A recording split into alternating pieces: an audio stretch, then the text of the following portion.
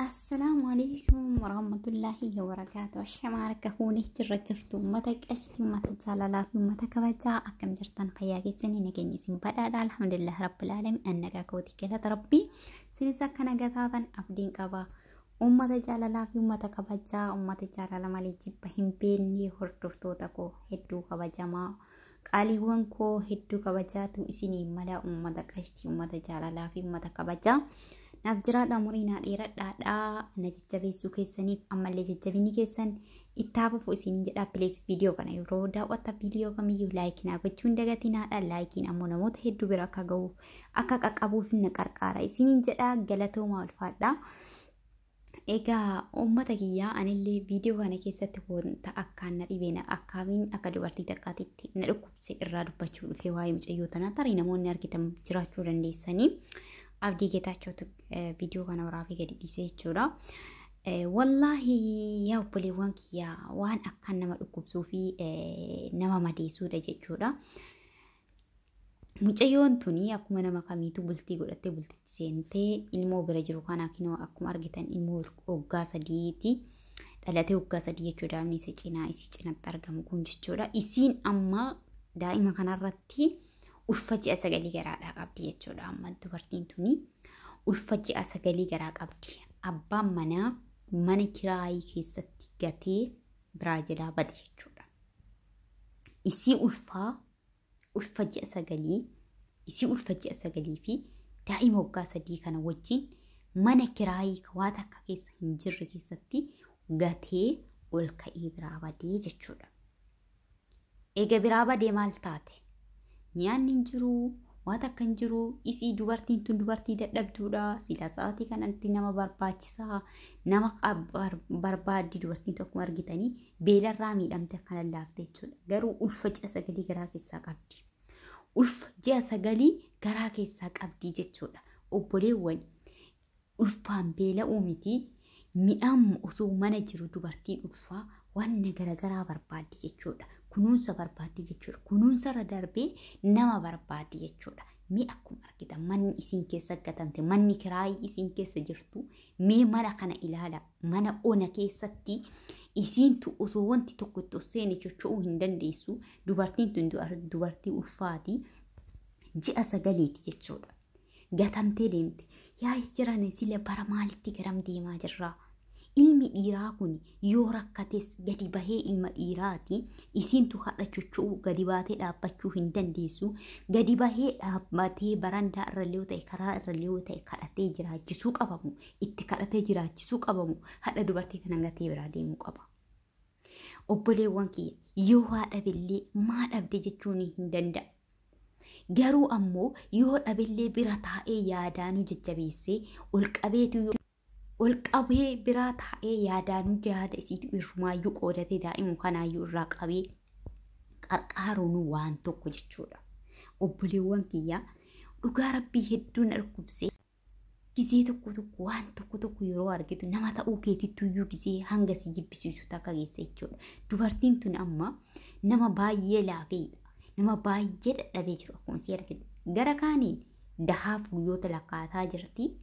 Ji'a sagaltee keessa jirti. Ulfa garaa qabdi jechuudha. Ulfarratti dabalatee daa'ima waggaa sadii kan cinaa taa'u kana garaadhaa qabdi jechuudha. Yaa obboleewwan kiyya. Isiin tunuu daa'ima kana caalaadhaa kan isiin hin dandeessu.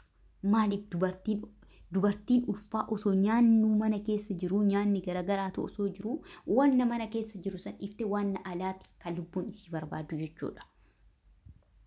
Kanaafi garuu har'a isiin carraa kana filachuu miti wantumti argiteeyyuu wannuma ta'eeyyuu mana keessatti fuutee nyaachuudhaaf dhabdee mana keessatti qooqaan laaftee daa'imni harkatti laafee abdii geetaachuu rabbiin umrii isaa dheeressu. Wallaahi mucaa kan rabbiin umrii isaa dheeressu. Umrii isaa keessa rabbiin barakaa isaa haa kaa'u. Ilmoo isaa sanillee guddisee ilmoo galma geettu rabbiin isaa haa taasisu. Ilmoo isa caaltu rabbiin isaa haa godhu. Wallaahi mucaan kun bakkuma jirtanitti du'aayii godhaafiidha. Abbaa rakkataa, abbaa miskiinaati, jalaa hin hafu. hedduu takka nama rakkataa kararra dhaabee malla harkaa badee garri harkaa badee jedhe malatti godhe jechuudha mucaan kuni. Rabbi umrii isaas haa dheeressu keeriin abbamaa fi gaarummaa matama isaatiif jechuudha. Obboleewwan kiyyaa wallaahi hedduu nama gaddisiisa hedduu nama dhukkubsa. Waan tokko beekaa maa dhabaa osoo hin taane namni dhabas ni argatas jechuudha. Silaa sa'aatii inni itti gatee deemu sa'aatii kanaa miti. Osoo gatuus barbaade kana keessaa akkuma godhe kararra soo taa'ee kadhatee yoo jedhe ilma dhiiraati dhagaallee yoo baatee jedhe ilma dhiiraati hanga isiin kana keessaa baatee uf dandeessee tarii yoo chochootee iddoo iddatullee hanga isiin chochoote uf dandeessee chocho'uu geessutti baatee yoo dadhabillee osoo gadi dhiise irra hoyyaadha. Garuu har'a ammoo ilmoo kana har'a gatee akkanatti gatee booda ilmoo kiyya jedhee itti deebi'amu akkuma gatee dheessee bade kanaan dheessuu achumaan hafuudha. Ani kan gaafii natti ta'u garuu maaliif namoota tokko lamaa miti yaa Oromoo bari gadi hin baane malee miidiyaa kanarratti as hin baane malee wanti kun tokko lamaa miti jechuudha. Wallahi baay'ee nama sodaachisa. Kana laalaa dhaloonni lafaa dhufu bultii wannuma jedhamu tana nattaa haftu baay'isaa jiranii. Uummanni singiliin jechuudha rabbiin nuuf haa laaffisu. Wallahi barree sodaachisee obboleewwan kiyyaa namni nama wajjin tolalli jedhanii namatti soo dabalaman eega akkana ta'e sila akkam ta'a namni namatti erkatu namni mukatti hin erkatu. Sila takka yeroo kana mukuma sanuu wayyaa yaada jedhuun si keessa uumama. Munni sun yoo ati itti buute akkasii miidhuun goone si miidhu jechuudha. Yoo itti erkate yoo jala teettes gaaddisa siif taasiif galee.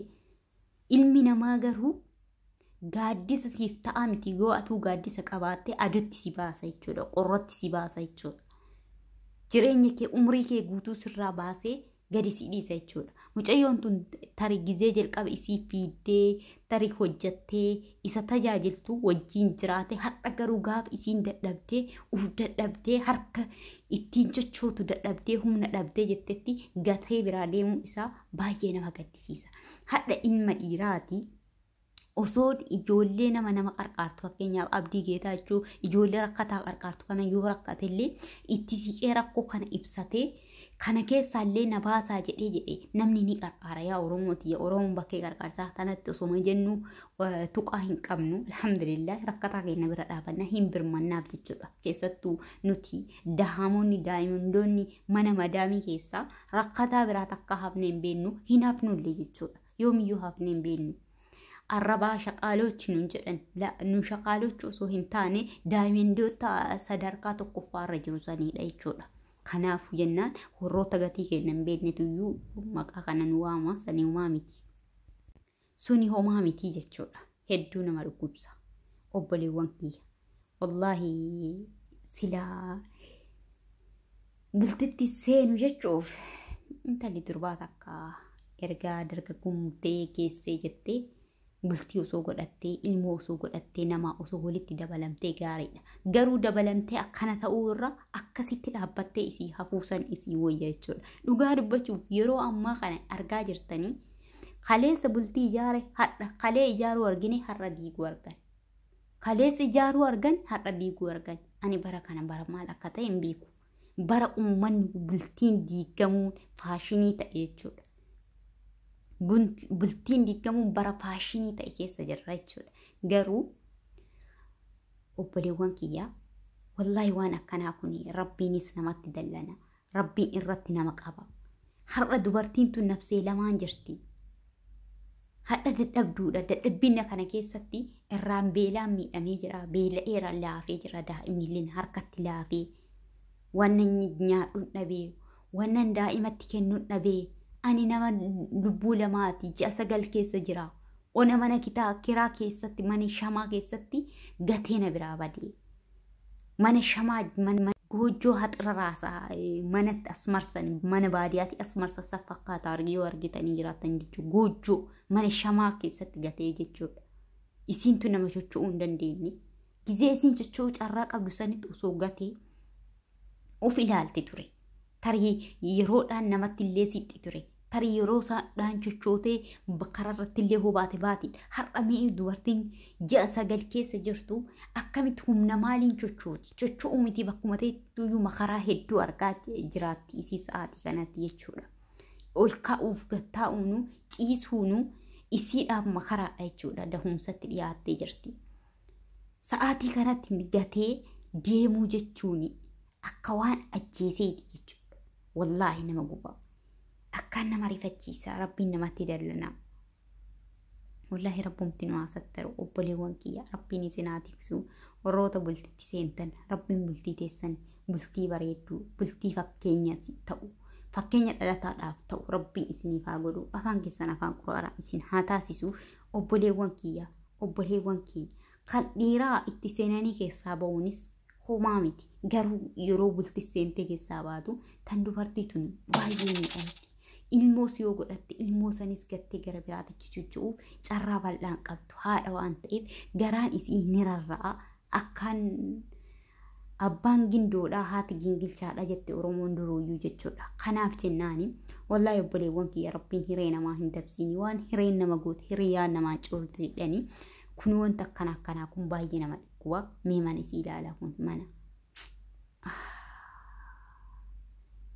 Wallaahi nama dhukkuba obboleewwan kiyya rabbiin bakka jirtaniif lafa jirtan isin haa tiksu duniyaa keessatti teessan keessa barakaa isin haa kaa'u bultii teessan bultii bareedduu isin haa taasisu afaan keessan lama afaan quraanaa isin haa taasisu obboleewwan kiyya viidiyoo irratti dhiyeessu aga viidiyoo biraatiif walitti deebinutti assalaamu alaykum warahmatullaahi wabarakaatuh.